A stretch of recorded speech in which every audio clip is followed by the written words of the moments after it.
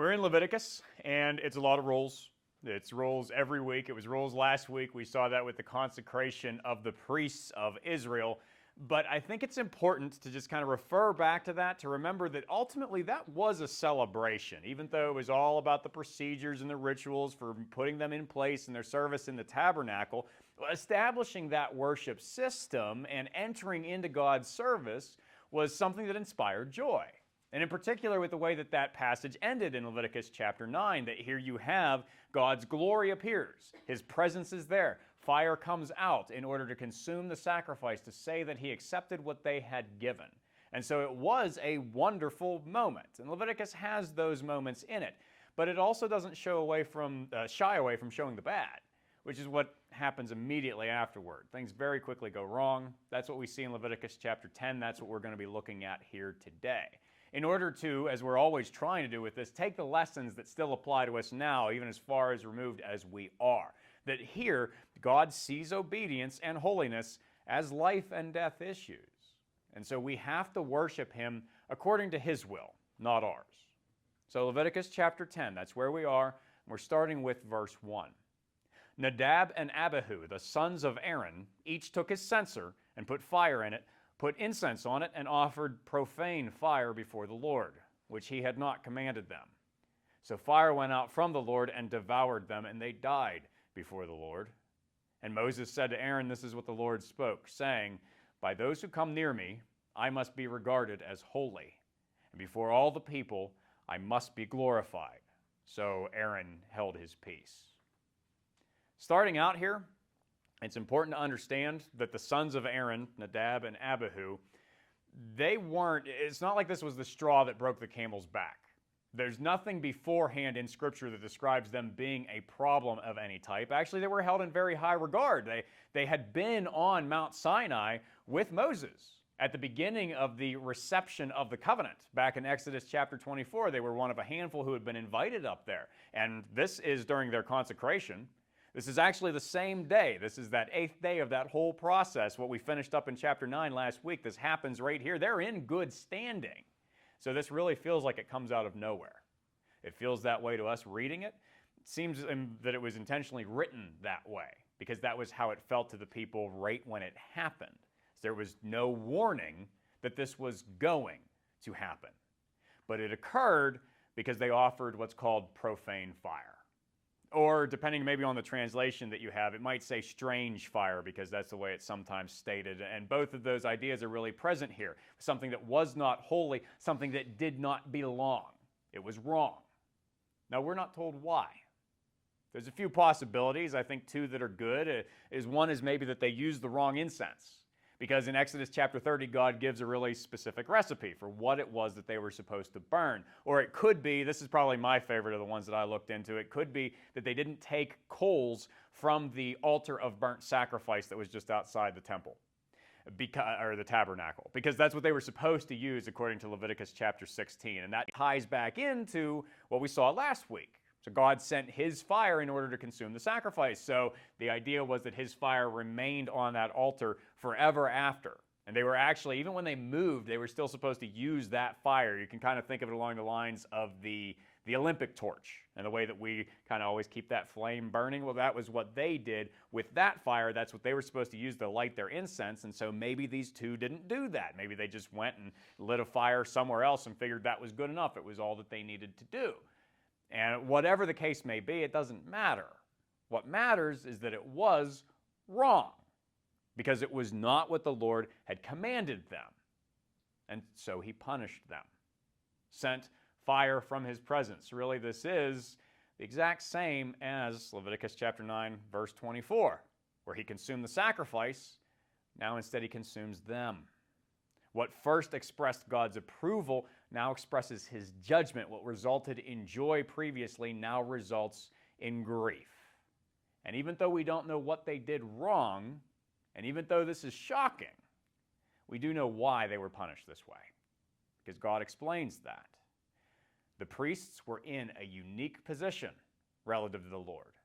They were closer to him than anybody else. They had a higher responsibility than anybody else. So they had to take their service seriously, especially here. because their service is just starting. Again, it's the first week, really the first day that they're doing anything in here. If they were to compromise that service now, then it could break down the entire system. It could all fall apart. Because they weren't treating God as holy then, what's going to happen later on? And if they're not glorifying God in front of everyone then, what's everybody else going to do later? God held them to a higher standard because their behavior was going to be looked at by the entire nation. And if they saw the priests not taking it seriously, then they wouldn't be inspired to take it seriously either. And no one would be following the covenant the way that they were meant to do. And so God had to hold them to account. And so they died. After they died, of course, they had to be buried. This is what the passage goes on to describe in verse 4. Moses called Mishael and Elzaphan, the sons of Uzziel, the uncle of Aaron, and said to them, "Come near, carry your brethren from before the sanctuary out of the camp." So they went near and carried them by their tunics out of the camp, as Moses had said. And Moses said to Aaron and to Eleazar and Ithamar, his sons, "Do not uncover your heads nor tear your clothes, lest you die, and wrath come upon all the people. But let your brethren, the whole house of Israel, bewail the burning which the Lord has kindled. You shall not go out from the door of the tabernacle of meeting, lest you die, for the anointing oil of the Lord is upon you." And they did according to the word of Moses. So we have what really feels like insult on top of injury here. The family is going to take care of the funeral, but it's cousins who are going to do it. It's not the immediate family. It's not their father. It's not their brother. They are not allowed to mourn. Now, to some extent, that shouldn't come as too much of a surprise, at least where Aaron is concerned, because we looked at that last week. In Leviticus 21, we saw that the high priest was forbidden from handling the dead. But this time, the lesser priests, so in this case, the youngest two sons, Eleazar and Ithamar, they're told they can't have any part in this either. Why? Again, it's the situation that they're in. They had just started to serve. They are still, this day, finishing their consecration. They couldn't give that up. They couldn't take a break from that for any reason. God had to be the priority. And then on top of that, if they were, again, it's about being seen by others. If they were seen to be mourning this loss, then it would call into question what God had done. People would look at that and they would maybe take their side over the Lord's. And so it would split their loyalties where they're not supposed to be for the people. And so they had to stick with what they were doing and show no public display because their first allegiance had to be to God, and they had to show that by accepting his judgment in this case. Now, the nation itself, they were still permitted to mourn, to actually look at this loss for everything that it represented for the family and for themselves, because again, every indication is that Nadab and Abbahu were really highly regarded by everybody, so it was everyone's loss. It was a hard one to endure. They had the opportunity to mourn over it and to resent that it had happened. But still, and this was the example that Aaron and his other sons were providing, is that they couldn't resent God for it happening. This was the result of Nadab and Abahu's choices. They brought it about by what they did. This was the end result. And so God gives that command about how he has to be taken seriously, follows it up with another command. When we get to verse 8, yet more rules. The Lord spoke to Aaron, saying, "Do not drink wine or intoxicating drink, you nor your sons with you, when you go into the tabernacle of meeting, lest you die. It shall be a statute forever throughout your generations, that you may distinguish between holy and unholy, between unclean and clean, and that you may teach the children of Israel all the statutes which the Lord has spoken to them by the hand of Moses." Something I want to point out, because it's actually kind of easy to miss here if you're not paying really close attention and you're not cross-referencing a lot of different places, but this is the only time in Leviticus, actually in the Old Testament, that God speaks directly and only to Aaron, just by himself. There's other times where he hears from God, but it's either because, well, even earlier in this chapter, God speaks to Moses and then Moses speaks to Aaron, or it's a situation where there are a few people, Moses and Aaron and somebody else, and they're all hearing from God at the same time. This is the only time that he gets a direct word. He doesn't actually say anything about what had just happened to his sons. Doesn't offer really anything, at least explicit, in order to comfort him or confirm why he had done what he had done. But there is at least an implicit comfort in it, an encouragement in it. Because by giving him more rules, he's saying he's still involved. Because Aaron maybe could have been wondering for himself, am I going to be held responsible for this because my sons did this? Am I going to be cast out of the service? God is at least saying, no, you are going to continue to serve me. You are still called to this. This is not your fault. And so there's something good in that. But as for the commandment that's given, it really feels kind of strange in the context. It seems out of place. Why are we talking about alcohol? I think, again, we're not actually told, but we can probably fill in the gaps on our knowledge pretty easily because it feels like in the context we can at least make an educated guess. That one possibility is that Nadab and Abbahu, they might have been drinking. You know, again, Leviticus chapter 9, that is an exciting chapter. That's what it's supposed to be. It's a great moment. They might have been celebrating a little bit too hard, and so they might have gotten drunk, and then maybe that was what brought them to the place where they were able to make the mistake that they did, and that was why they were punished. Or maybe, actually, or might not be the right word either, and maybe, because this could happen in conjunction with that, is it's also possible that Aaron was thinking that if he couldn't mourn publicly, then he would drown his grief privately. And so maybe that's what he was getting ready to do. And so God is giving him a warning, no, that's not going to be acceptable. You're not going to be held accountable for them, but you will be held accountable for yourself. I think both of those are pretty strong. And ultimately, this does still why it fits is because it goes right along with, it's the same instruction really, as verse 3. The idea of regarding God as holy and glorifying him in front of everyone. The priests were expected to be sober in the sanctuary so that they would take the things of God seriously, with all the due regard that they were meant to receive, so that they would do what they were supposed to do, but also, again, so that they could provide a positive example and teach Israel to do the same, to regard the things of God the way that they were meant to be, to remember that God is holy, and to try to live after him as well. And so, Aaron and his sons, his remaining sons, they do everything that they're told. They do not mourn, they do not drink, they keep working through the rest of that horrible day, and one more thing goes wrong. That's what we find in verse 16. Moses made careful inquiry about the goat of the sin offering, and there it was, burned up. And he was angry with Eleazar and Ithamar, the sons of Aaron who were left, saying, why have you not eaten the sin offering in a holy place, since it is most holy, and God has given it to you to bear the guilt of the congregation to make atonement for them before the Lord? See, its blood was not brought inside the holy place. Indeed, you should have eaten it in a holy place as I commanded. And Aaron said to Moses, look, this day they have offered their sin offering and their burnt offering before the Lord, and such things have befallen me. If I had eaten the sin offering today, would it have been accepted in the sight of the Lord? So when Moses heard that, he was content. Aaron, Eleazar, Ithamar, they disobey a command from God here. That is what they do, but it's a very different situation than the one that their older brothers had done earlier. What Nadab and Abbahu did, they had also disobeyed, but for a different reason. And so we get a different result. After what happened to them, the remaining three priests, they don't really know if they're still actually allowed to eat that sacrifice. And it's easy for me to be confused by this and see how they could be confused by this, because when we talk about these rules of sacrifice, we've gone through them. We've seen just how variable they could be. They weren't really sure whether they were supposed to have any part of this anymore, because they didn't know if they had a new sin that needed to be atoned for, which would have made it so they weren't allowed to eat. And so they erred, but they erred on the side of caution. That's the difference.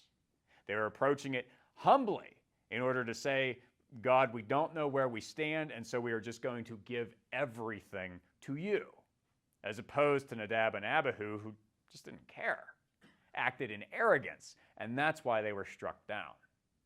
And when we look at this situation and the blame that they receive, we have to notice it's Moses who's being the stickler.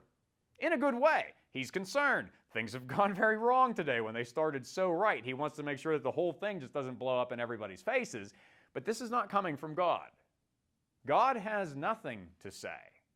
He doesn't do anything. So that's his way of showing that he accepted their humble reasoning. And why this is important that the chapter ends this way is that it's showing that even in the law, even in Leviticus, there is flexibility. God is understanding of those who serve him, and he gives them the opportunity to grow in what they are doing, just as long as they're doing it from the right heart. And so these are the things that we want to be able to draw from for our own experiences moving forward. First of all, remembering again that God does take disobedience very seriously, especially when it's coming from the wrong heart. And this is a big example of that, and probably the major Christian example of this. And it has a lot of actually it can be pretty easily compared to what happens here in Leviticus chapter 10, is the story of Ananias and Sapphira from Acts chapter 5.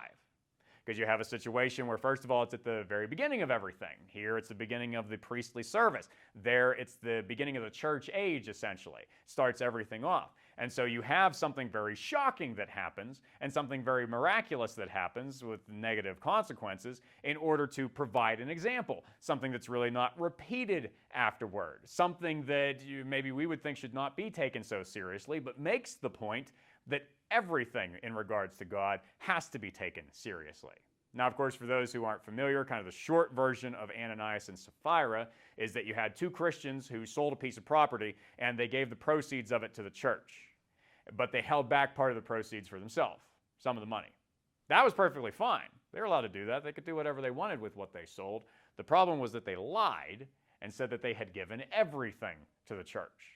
So by trying to lie to God, that was how they earned the punishment that they received, and became an example that, Nadab and Abbahu, that's 3,400 years that people have been learning from that one, 2,000 years that we've been learning from Ananias and Sapphira. But it's for all believers to understand, is that God does not just ignore these things. And there can be consequences, even for believers. So that's why we should be working and living to obey him. Also understanding that those who are in God's service have a greater responsibility. Now, we've looked at that before when it comes especially to people who are in some type of ministry position, and how James in chapter 3, he talks about people shouldn't want to be necessarily teachers because they're going to receive a stricter judgment, that idea of being in the spotlight. But this is true for all Christians. It's something that we find pointed to in 1 Peter chapter 4, verse 17. The time has come for judgment to begin at the house of God. And if it begins with us first, what will be the end of those who do not obey the gospel of God? So again, Christians can face consequences, negative consequences for the things that we do that are not obedient to God. These two guys saw that. Ananias and Sapphira saw that. Very glaring examples, but the rest of us can see that too.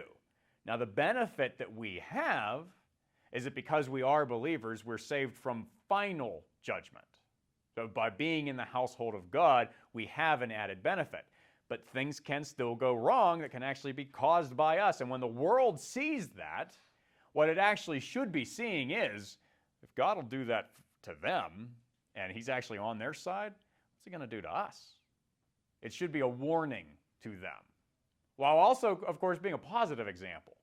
Well, if God's on their side, what can I gain by being on God's side and accepting what's been done for me in the gospel? And so this is why we are supposed to live as examples. This was why Nadab and Abbahu died, is because they're being held to that higher standard. It's why the rest of the family couldn't mourn, because they had to be seen showing their allegiance to God. It's why we have to be mindful of who we are representing. We are here for the Lord, not the other way around, not ultimately. So we have to take that seriously. Now, another thing that we learn from this passage, I think, is that sobriety is a virtue. Now, and when it comes to alcohol and drinking it at all, there's a lot of debates that go on with that.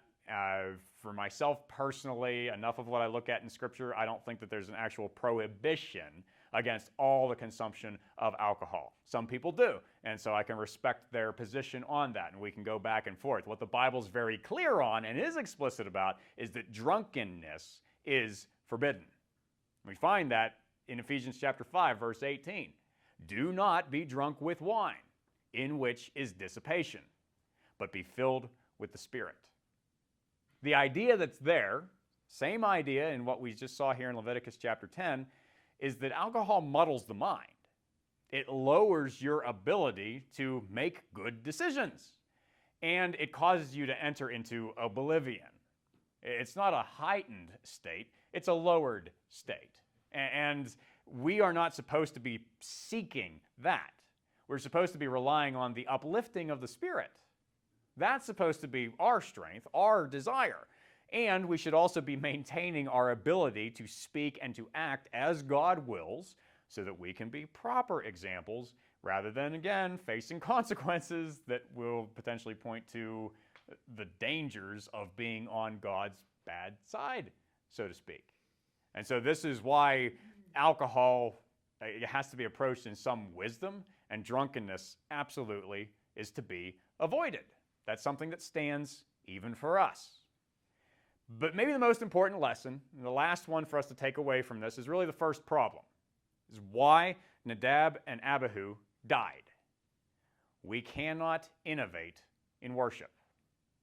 And let's be clear, not talking about the forms of worship, because those change all the time, and they have to. And some people actually get in trouble by not being innovative enough in those things, and where they get caught up in traditions and heightening them to the point where they feel like they come from God when really they're just what we have put on the things of God.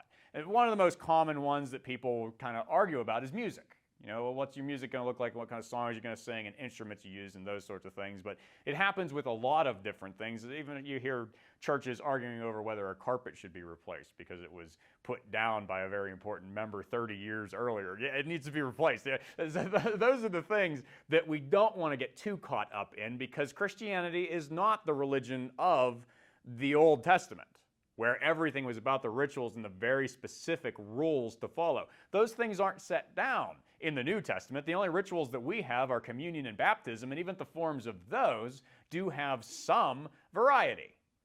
What we can't compromise on, what we cannot innovate in, is the actual presentation of the truth. What it is that we stand upon. What it is that Paul talks about in Galatians chapter 1, verses 8 and 9. Even if we or an angel from heaven preach any other gospel to you than what we have preached to you, let him be accursed. As we have said before, so now I say again, if anyone preaches any other gospel to you than what you have received, let him be accursed. Anything that is presented, aside from the truth of the gospel, is a strange fire that's going to burn. The truth that we have to stand on is that the Son of God, who existed from eternity with the Father and with the Holy Spirit, came down in a moment of time to be born as one of us, lived our life flawlessly, then was sacrificed, taking on our sin, becoming our substitute, dying to pay the price for it. And then he rose again, was vindicated, and in the victory that he achieved, offers it to us, that those who have faith in him and only in him will be saved and will have eternal life. That's the truth.